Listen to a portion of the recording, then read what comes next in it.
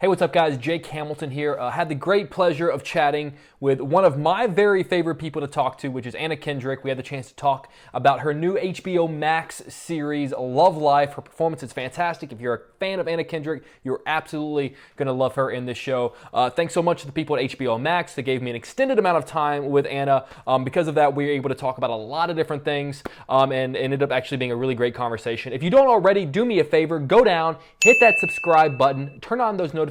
You'll be the first person to find out whenever I land another cool interview like this. I've been trying to do a lot of cool, fun celebrity at-home interviews. And if you don't already, head on over to my Instagram, follow me at Jake's Takes. I'm always posting behind-the-scenes clips of interviews and pictures and stuff I think you'll enjoy if you like this channel. But for now, I hope you'll enjoy my interview with Anna Kendrick, and be sure to check out her new HBO Max series, Love Life. But seriously, Anna, it's so good to see you again. It's so good to see you. One of the things I genuinely love about this series is that it's just so genuine and authentic. It's like a real portrayal of what it means to be in love and to have your heart broken, because there are so many aspects about love and relationships that I feel like pop culture gets wrong over and over again. So I'm curious, what is a perspective of love that pop culture gets wrong over and over again that like kind of really annoys you? I feel like the kind of comfort and safety of, falling in love is one of those things that's so hard to capture. And I feel like they really nailed it in this series. The way that in the first episode, she has her first love, and it just feels like you're watching this really tense, guarded person kind of melt away and really allow herself to feel so safe and vulnerable and comfortable. And, like you're saying, like, that's exactly the thing that drew me to the series. I read the pilot episode, which was all that existed at the time. I feel like I read it forever ago. And I just couldn't believe how relatable it is. And I know that word is like kind of an overused word, but it's uncanny. You're like, oh my God, that's exactly how it feels. And they just, the whole team came together and put so many specifics from their real life into the show. And I put a fair amount of my real life in. There was a point where I was a little worried about how much was in there. I was worried I was going to get some angry phone calls. But, I think that's one of the things that makes it feel so honest and relatable, and gives you that kind of uncanny feeling of like, God, that's exactly what it felt like, To your point, because I know you said how personal this was for you, and you interjected some personal stories in there. Is it safe to say that whenever I watch all 10 episodes that, like, obviously, like, we know each other, but not like really know each other, like, am I going to know you better when this is over? And are you going to have people in your life that are going to watch this show and go like, what the shit? Like, that's me. Okay, there was when we were going around and pitching the show to places, the version of like the story Bible at that time, where it had like the pilot episode, but then the rest of the episodes were just short descriptions. I was like, oh no, what have I done? I was really like, this is too close to my real life. And then, it's my first time doing episodic television, so I didn't realize like how much things change. The show really tells you what it wants to be. So once we got like a full writing staff on board, they injected so much of their personal experiences that everything got kind of remixed enough. So if there was like a conversation that was very close to something I had, like, it was now no longer with that same kind of guy. So I think people will be confused enough. But the other really thing is that because everybody was so willing to be so personal, that it's amazing how certain people's specifics are really close to your specifics. So actually, like, the episode that I was most worried about, I swear to God, I pulled Sam Boyd, the creator, aside, and I was like, did I tell you about all this? Like, I don't remember telling you all this. And he was like, no, like, we just came up with this episode, and like, I had nothing to do with it, I swear. And it was creepy, like how that one is closer than any other episode to my real life. And that was the one that I didn't have any input on. So is there any chance you tell me which episode it is? No, of course not. Okay, yeah, I had to ask. I had to ask. You mentioned it is your first time doing episodic TV, and I love seeing your character grow over multiple episodes and potentially maybe down the road multiple seasons. I'm curious. You've played so many amazing characters on the big screen. If you could take one of your big screen characters and maybe have gotten to know her over multiple episodes or multiple seasons, who would you like to have fleshed out over that time? Oh, that's such a good question. I feel like Ooh, I feel like Cinderella and Into the Woods would be really fun because the whole point of Into the Woods is happily ever after, and then what happens after that. That's kind of the whole thing is like the first half of the movie is the story and the second half is what happens after that. And I think it would be really interesting to see like even beyond that. Cinderella ends up in this makeshift family by the end of that movie. And I think it'd be really interesting to see those characters like go 10 years down the line and like in that kind of fantasy kingdom. That would be really cool. Oh, that's awesome. That's a great answer. Also, you were so good in that movie. I know Oh, this was your first time as executive producer. And so obviously because of that, you got to have a lot more creative input. I was wondering, what was the first moment on set where you got to make a decision, got to interject some input and then pause for a moment and go like, that's right. Like I'm an EP now. oh my God. Well, you're talking about knowing me, but not really knowing me, but that you nailed it. Because that's exactly the experience that I have over and over where I'm like, I'm gonna say something, and I do, and everybody's like, oh, Anna, like, but I'm opinionated, and to have that moment of like, oh, I'm allowed to be opinionated. I don't know. It's really hard. I'm trying to think of one that I could actually tell you because obviously there's, certain like casting choices where I don't want to say that like I was fighting for that person Oh, because like some people didn't want them, right. because that would make that person feel bad. Um, Yep. but uh, I guess. Wait, hang on. I want to think of a good one. Well, there's a thing that happens. It's toward the end of the series where there's oh, what can I say without giving too much away? Where basically the script was written that like I was kind of looking a little like down in the dumps and kind of messy hair and just not taking care of myself and I just, believe me, if I could film in sweatpants forever, I would do that. But I was like, ooh, I think I really need to look like on point in this episode because I'm so like closed off emotionally that I feel like I need to have this one thing going for me to get this guy in the door, for the meet cute at the beginning of the episode. Hmm. So I need to like have a reason to have like really dressed up for the night and really be like, looking good so that when I'm just really cold to him, we at least get why he like keeps kind of trying to talk to me. So you That's a silly one, made, but I don't also know, that's the only one I can do without no, hurting anybody's feelings. you talked about interjecting yourself in characters so that you can sort of make them a little bit more personal. But I'm sort of curious if it works the other way because you've played characters that are so layered and so complicated.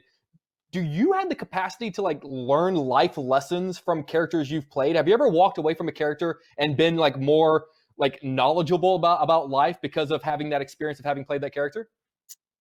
This is why you're so good, Jake. It's a beautiful thing. Because this is I have often thought about this character the way that I for a long time I was having a hard time describing her and I felt kind of self-conscious about it. Like I was like, am I not really doing my job right? Like, other characters I can tell you in a couple sentences who they are. And I actually realized like it's so hard to talk about this character in love life because it's 10 years of a woman's life and it's really grounded and nuanced and honest and that makes it really hard. How do you describe a human being over the course of 10 years of their life? And really like at the beginning of the series my challenge was to not shy away from like how unattractive certain qualities are when you're young and you're in love and you're a little needy and clingy, and you don't feel whole yet. And then by the end of the series, I was like, I kind of want to play her like the woman I hope to be, like a little aspirational for me. That she knows her priorities and she knows her boundaries, and she absolutely knows like what people and what behavior she accepts in her life and what she doesn't. And I think we all have moments where we're lucid and we think we know that, and then we get tested and we get distressed, and all of that goes out the window. And it was really empowering to play, a character who had been through so much, and had learned so much from all these different relationships, whether they were romantic relationships or not, who really just knew herself. That's why I'm so glad that you guys gave this 10 episodes and didn't try to, like, I'd imagine there's someone out there that would have tried to shove all of this into a 2-hour movie, and I'm really glad you guys didn't do that. I also love Leslie Manville as the narrator. I think she should narrate everything. But it also just really made me think of, like, if someone were narrating my life, like, what are different moments, like, how would it be interpreted by the narrator? I'm curious if you could hear the narration of one moment in your life, just to hear, like, how someone else's perspective of that moment went. How would you, what moment would you want to hear Leslie Manville narrate? Oh, I mean, if I wanted like some tough love, to like really learn my lessons, I would like a particularly painful one where the narration would just be like, oh God, it's so hard to hear. Anna, what are you doing? Would be like that first time you get dumped and you're like, oh man, I am making a fool of myself. Like I can't just take it on the chin and go, well, I wish you the best. And, I hope we can be friends, but I understand if you don't want to, you think you know who you want to be in those moments. And like, those young breakups, you're just falling all over yourself and you're asking why, and there is no why. And, I think like that might be maybe a good one to just have in the bank for, when you think you might be acting a fool, is to have a little tough love. That David Attenborough, that's sort of what we were going for, is like that nature documentary of like, what is she doing? This behavior is so self-destructive. Okay, so speaking of that, one of the things I thought about this series is, I have like a small pool of movies and TV shows that, like, honestly, like if I go through a breakup or I have a bad day, like I'm going to turn it on and it kind of just makes me like sort of a comfort thing. And I think this show, for a lot of people, it could be that. I think I could see people turning this on after being dumped and being like, okay, it's going to be fine. This character gets through it, therefore I can get through it too. Do you have any pieces of pop culture, whether it be movie or TV shows or a song, that like if you're having a bad day, if you're going through that, like this is it. This is going to be your parachute.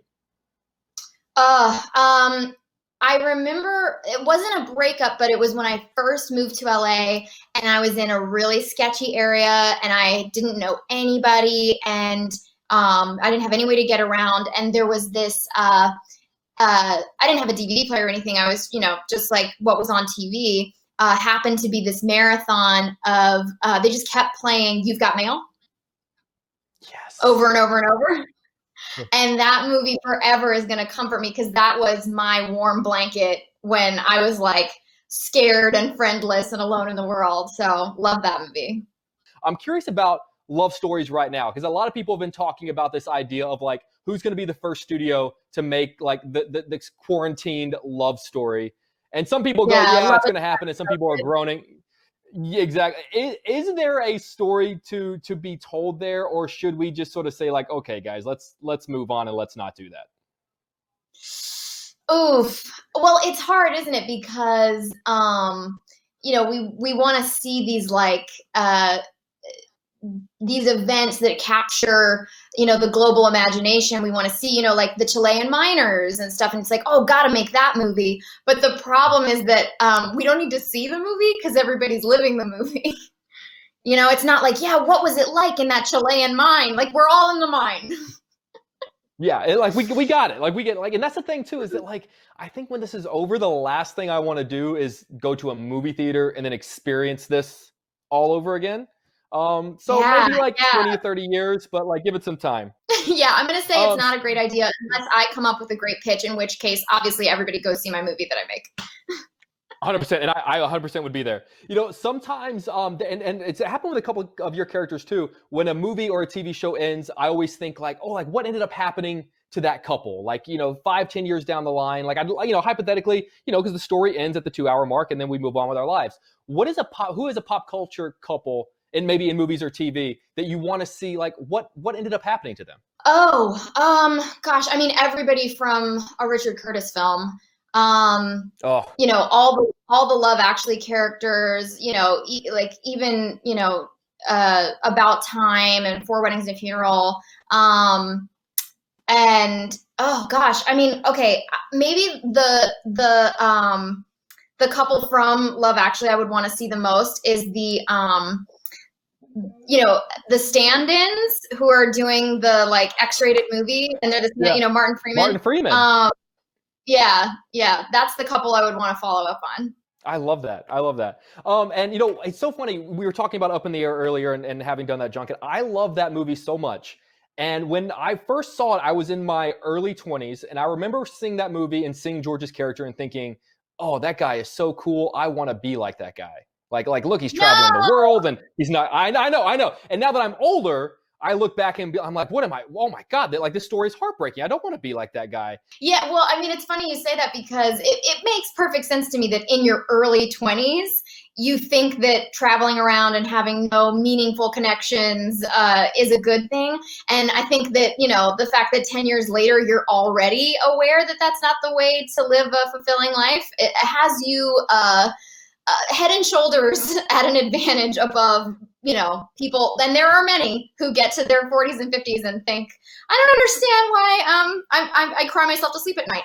And yeah, that's absolutely like one of the fun parts of this series, because yeah, like in the early episodes, there was behavior that I was like, oh, this is cringe. My whole body is like tingling because I remember this conversation. And, you know, there's you know, the second episode when, you know, she kind of starts hooking up with you know, somebody that maybe she didn't see in a romantic way before. And she ends up, you know, kind of a sugar baby in some ways. Mm-hmm. I was like, oh, like every part of me wanted to like kind of be winking at the performance or commenting on the behavior. And I was like, nope, at this point, Darby is like 24, 25. Like she doesn't know anything yet. She thinks this is the greatest. Like, oof, it's embarrassing, but it's honest, you know? So it was nice to know that eventually like she was getting some life lessons and, you know, really become her own woman. We did a story on our morning show on Good Day Chicago this morning about like the rise in relationships, like in the middle of quarantine right now. Like there's a rise in people using the apps and Hinge and Bumble and whatever people are using these days. And they're trying to make love work in this. Obviously, I think just by nature of watching the show, you obviously have a great perspective on relationships and what makes them work and not work. If there are two people out there that are doing their best to try to find love in the middle of COVID right now, what's the one piece of advice you would give them? Well, I heard something, I don't know if this is statistically true or just an anecdotal story, but I heard somebody talking about how guys don't want to use the apps right now because they're like, well, we can't meet up, so why would I even start talking to you? And I know I sound like very old fashioned right now, and I'm, you know, probably sound like a school marm, but I was like, this is great, guys. Like, do you know how much more fun sex is when you like have feelings for someone? It's the best. Yeah, I just I encourage everybody to like hang out on the apps, because you don't have to meet, but like, you know, connection is fun. It's more exciting. Yeah, Lord forbid we have to talk to each other. I'm gonna really sell it. It's so hot. It's so filthy. The dirtiest thing you can do is have like an intimate emotional connection with someone. Oh God, it's perverted. You just changed the entire dating pool. Like the entire world is going to be changed because of what you've just done. Anna, you and I have been doing this for a very long time, and you're always one of my favorite people to speak with. You're one of the most like insanely talented, incredible people. And seriously, thank you for always being so kind to me. And hopefully the next time we see each other, we'll be in person again. Hopefully on the ground, not in a plane. Yes, I hope so too. All right, congratulations, and be safe. I hope you and your family are doing okay. Yeah, you too. You too.